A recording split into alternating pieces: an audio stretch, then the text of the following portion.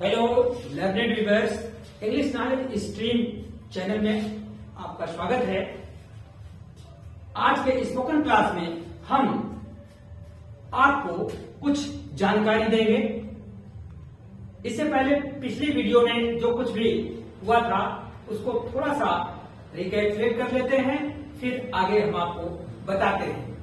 पिछले वीडियो में मैंने आपको बताया था कि कॉन्ट्रैक्टेड फॉर्म कैसे लगते हैं और उनका प्रोनाउंसिएशन कैसे किया जाता है, कैसे पढ़ा जाता है। उसके क्रम में मैंने निगेटिव और अफर्मेटिव सेंटेंस को बताया था और इंट्रोगेटिव में भी लगता है। मैं थोड़ा सा उसको आपको बताए देता हूं। जैसे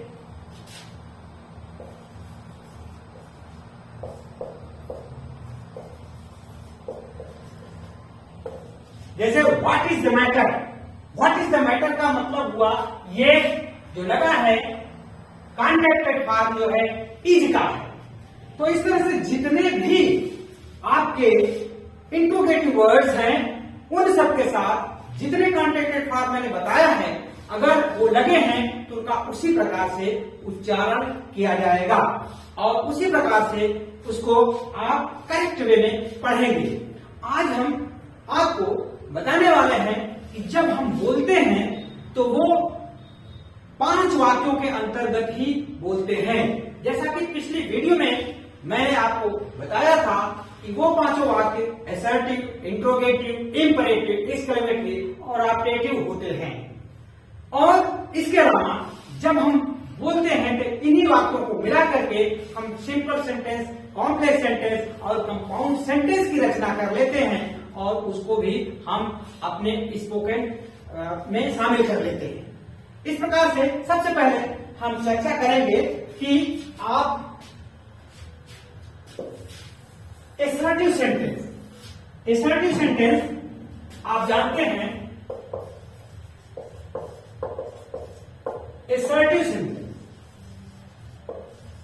असर्टिव सेंटेंस में निगेटिव सेंटेंस और अफर्मेटिव सेंटेंस दोनों होता है। अफर्मेटिव मीन्स स्टेटमेंट, उसमें स्टेटमेंट बोला जाता है, निगेटिव में उसका निगेटिव होता है। तो अफर्मेटिव सेंटेंस जब हम बोलते हैं तो फर्स्ट ऑफ ऑल सब्जेक्ट आता है। हम आपको ये बताना चाहेंगे कि सब्जेक्ट कितने रूप में आता है, सब्जेक्ट किस किस तरह आकर के शामिल होता है। तो पहले स्थिति में जो सब्जेक्ट होता है वो नाउन के रूप में आता है। जैसे नाउन के रूप में हम आपको बता रहे हैं कि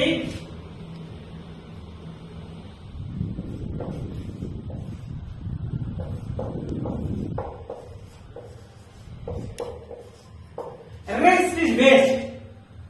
रेस्ट इज वेस्ट की हिंदी हुई आराम हराम है।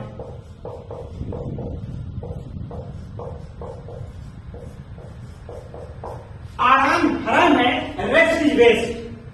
ये आप देखें, ये रेस्ट यहां नाउन है तो सब्जेक्ट यहां नाउन के रूप में आया है। यहां आप समझेंगे तो ये नाउन के रूप में आया है। उसी तरह के अन्य वाक्य भी हो सकते हैं। जैसे this road leads to Delhi. इसकी हिंदी हुई कि यह सड़क दिल्ली जाती है।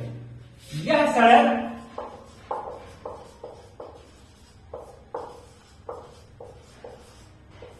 दिल्ली को जाती है। यहां पर आप देख रहे हैं दिस रोड, ये भी नाउन है, कॉमन नाउन है। इस तरह से common noun, proper noun, collective noun, abstract noun सब का प्रयोग आप सेंटेंस के सब्जेक्टिव के रूप में कर सकते हैं या करते हैं। जैसे honesty is the best policy. Honesty यहां पर क्या है? अब्स्ट्रैक्ट नाउन है। ईमानदारी सबसे अच्छी नीति है। Every army fight for its country. Army collective noun है और हर सेना अपने देश के लिए लड़ती है। The gold is the most precious metal in the world. Gold is the one of the most precious metal in the world. The gold माने सोना पूरे विश्व में कीमती धातुओं में से एक है। इसका मतलब हुआ मटेरियल नाउन का आपने प्रयोग किया। तो आप ध्यान दीजिए कि इसमें नाउन के रूप में सब्जेक्ट पहला आएगा और उसको हम वाक्य में बोलेंगे। जब हम बोलते हैं तो नाउन भी सब्जेक्ट के रूप में शामिल होता रहता है। दूसरी बात है प्रोनाउन। प्रोनाउन जब हम सब्जेक्ट के रूप में प्रोनाउन भी आता है। प्रोनाउन का जब हम प्रयोग करते हैं तो जैसे I am getting late, I am getting late, मुझे देर हो रही है, मुझे देर हो रही है। इसकी हिंदी हुई मुझे देर हो रही है। आई एम गेटिंग लेट, यहां आप देखिए ये आई जो है ये प्रोनाउन है। इस तरह से एक साथ में कई प्रोनाउन आ सकते हैं, एक साथ में कई नाउन आ सकते हैं। जब प्रोनाउन आते हैं तो कभी कभी दो दो तीन तीन प्रोनाउन एक साथ आ जाते हैं। तो ध्यान दीजिए, जैसे मैं, तुम और वह मित्र हैं। इसको अगर हम कहेंगे तो यह एक रूल है, मैंने पहले भी बताया था कि you, he and I R friend. इसमें देखिए अगर इस तरह से दो तीन प्रोनाउन आते हैं तो हम उसको 2, 3, 1 पहले सेकेंड पर्सन फिर थर्ड पर्सन और लास्ट में फर्स्ट पर्सन लिख करके प्लूरल वर्ब इस्तेमाल करते हैं।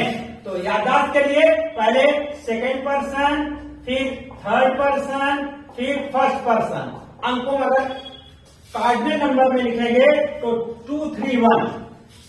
इसी तरह के अगर मान लीजिए ये सिंगुलर नंबर्स हैं, अगर प्लूरल नंबर आ जाते हैं तो जस्ट ये क्रम उलट जाता है। जैसे हम, तुम लोग और वे लोग या वे मित्र हैं। तो इसको हम जब करेंगे तो 1, 2, 3 हो जाएगा। पहले फर्स्ट पर्सन रहेगा वी, फिर सेकंड पर्सन रहेगा you and they are friends. ये फर्स्ट, सेकेंड और थर्ड 1, 2, 3 का क्रम हो जाएगा। ये माइंड कीजिएगा, प्लूरल नंबर रहने पर वह क्रम 1, 2, 3 हो जाता है और अगर सिंगुलर नंबर है तो वो 2, 3, 1 होता है। इस तरह से आपने देखा यहां पर ये प्रोनाउन के रूप में इस्तेमाल किया गया है। ये प्रोनाउन है, ये प्रोनाउन है। तो जब हम स्पीक करते हैं, जब हम बोलते हैं तो प्रोनाउन भी एक सब्जेक्ट के रूप में प्रयोग किया जाता है। उसके बाद फिर और कौन से सब्जेक्ट होते हैं हम आपको इसको क्लीन करते हैं, फिर उसके बाद हम आपको बताते हैं और कौन से सब्जेक्ट होते हैं। आप इसकी स्क्रीनशॉट ले लीजिए।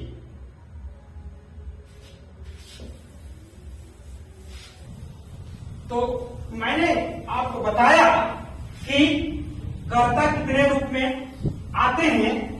नाउन हुआ, प्रोनाउन हुआ और gerund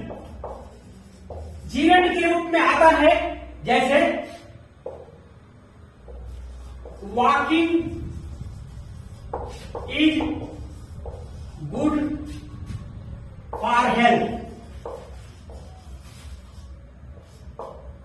walking is good for health, टहलना स्वास्थ्य के लिए लाभदायक है। टहलना स्वास्थ्य के लिए लाभदायक है। यहां पर देखिए सब्जेक्ट के रूप में ये वाकिंग है, ये जीरंड है, ये वर्ब में आईएनजी लग के बनता है और इसका मतलब होता है नॉन इंडिंग। फिर और किस रूप में सब्जेक्ट आ जाता है? इन्फिनिटिव के रूप में।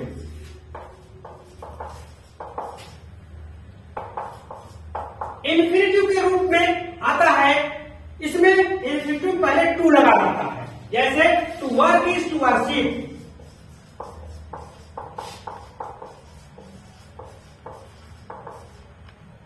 काम करना ही पूजा करना है, कार्य करना ही पूजा करना है।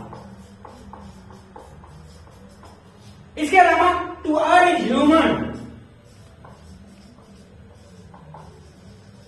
To err is human and to forgive is divine.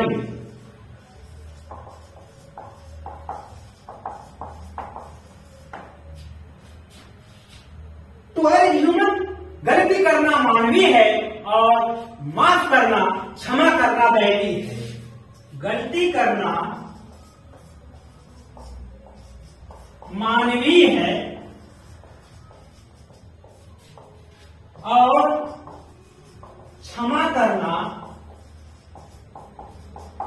दैवीय है। इसके बाद आप देखिए इन्फिनिटिव हो गया। फिर जहां पर अगर सब्जेक्ट नहीं रहता है, इट या देयर का प्रयोग करते हैं।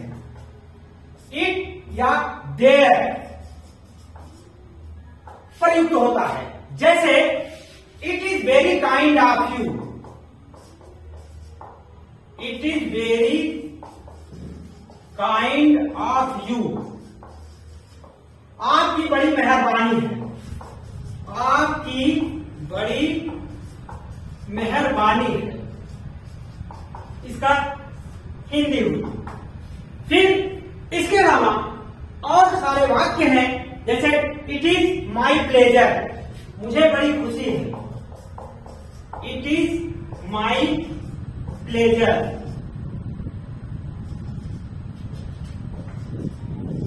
मेरे लिए बड़ी खुशी की बात है, मेरे लिए खुशी की बात है।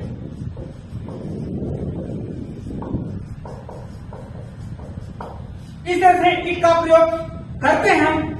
जैसे एक राजा था तो देयर का प्रयोग कर, देरवाज किंग हो गया।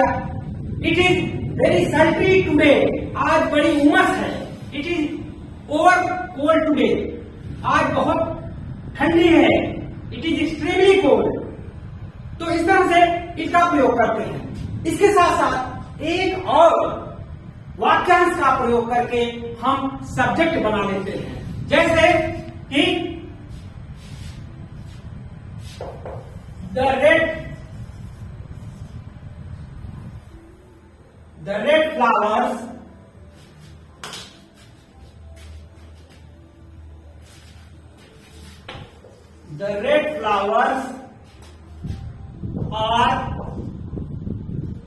red flowers in basket are beautiful। यहां पर देखिए subject the red flowers in basket are beautiful, ये यहां पर फ्रेज के रूप में आया।